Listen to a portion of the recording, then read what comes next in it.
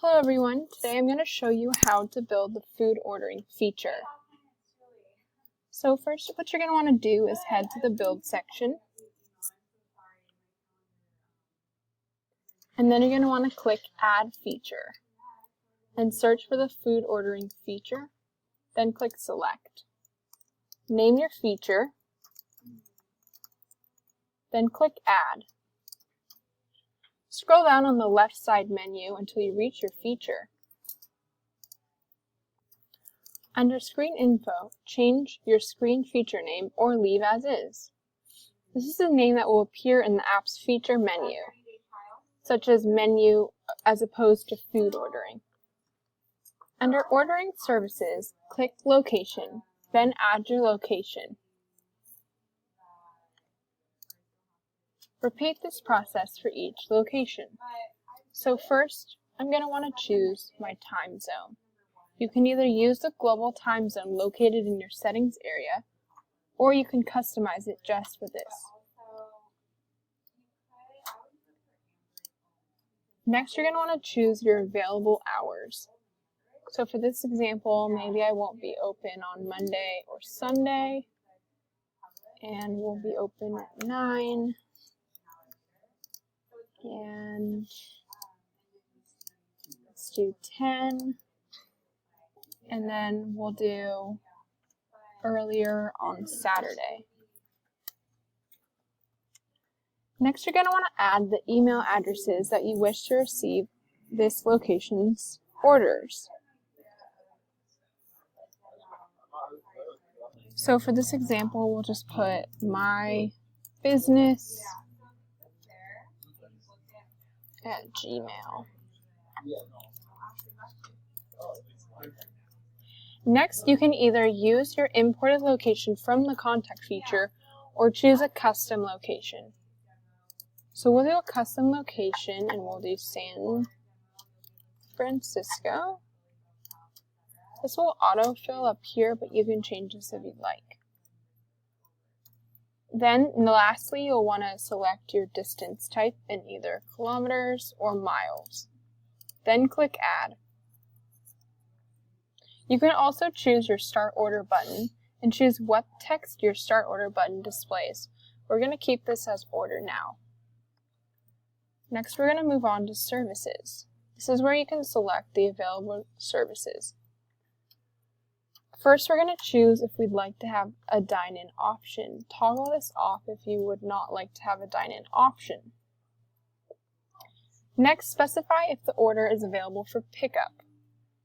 This is available anywhere from same day to 6 days in advance.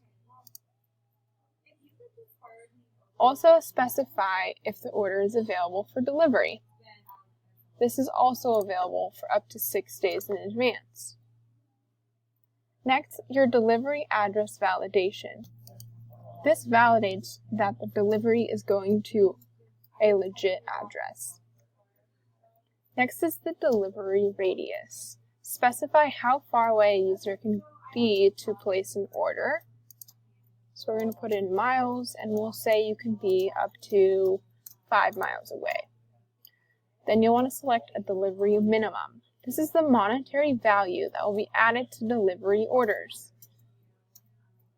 So we'll say $10, and then we'll want to determine the delivery price fee.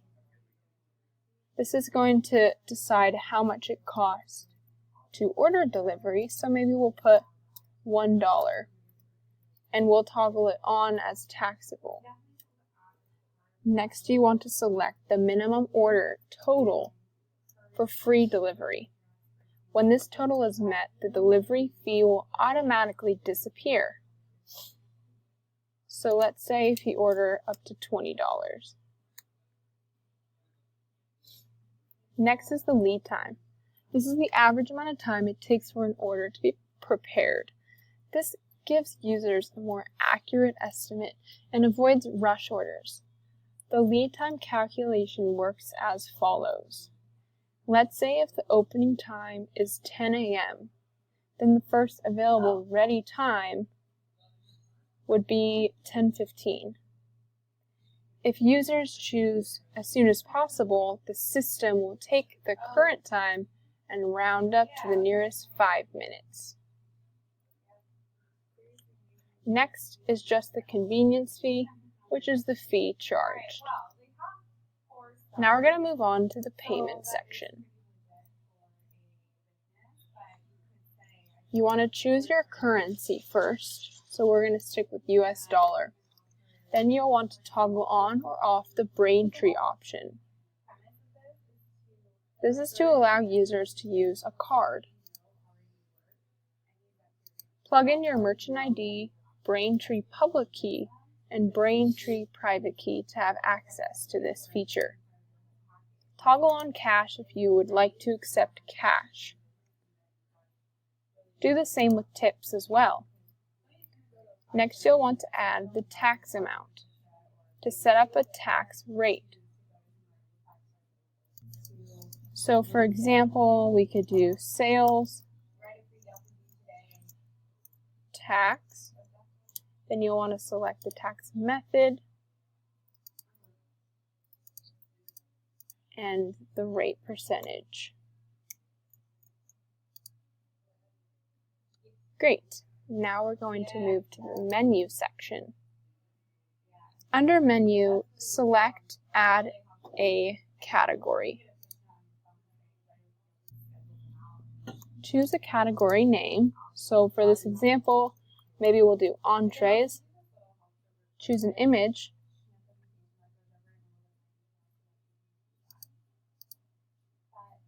Or type in the URL. Then click Add. Next, we're going to add an item. So click Add Item.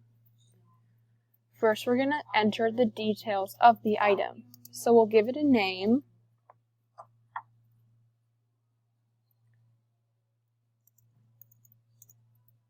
And then we'll give it a price. So we'll say $12. Toggle this on if you want for the item to be tax exempt. Choose your category. Grab an image, so you can either drag your image or click Browse. So I'm going to go ahead and click Browse. Hey, you know what they talk about? Select my image. And then you want to give it an item description. So just for this example, maybe we'll say the most delicious burger you will ever have. Great, now we're going to move on to sizes. Here you decide the sizes of your items.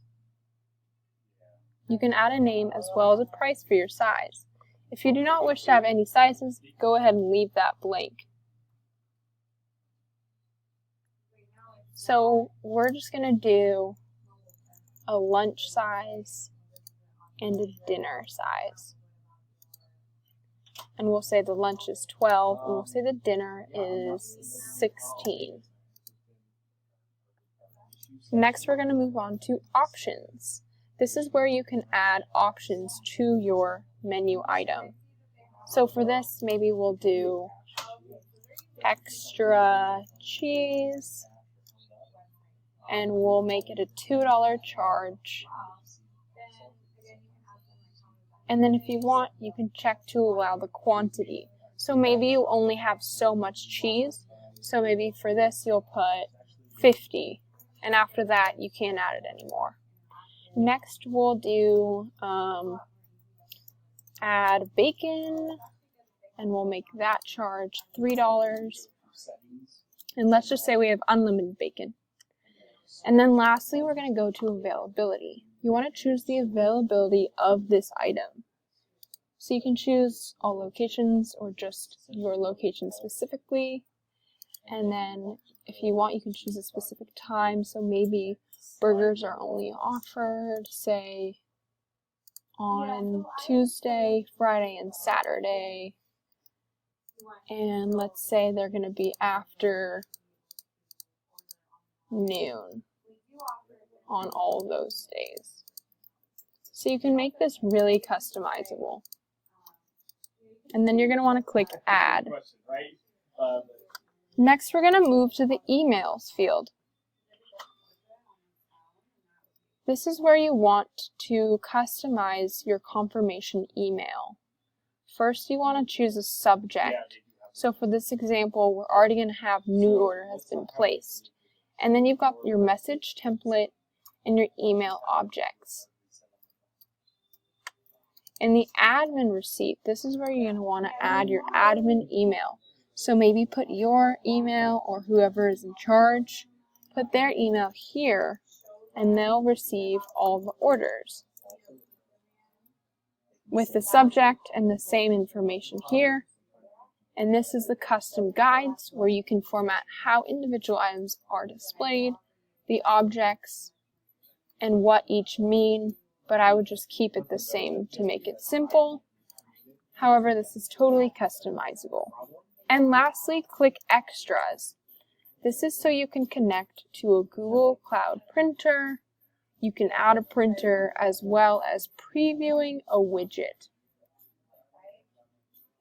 Great. Now you know how to set up the food ordering feature customizable. If you'd like to use one of these other options, all you have to do is put in your menu URL and it will upload all the food ordering services that you need. Great! You now know how to create the food ordering feature.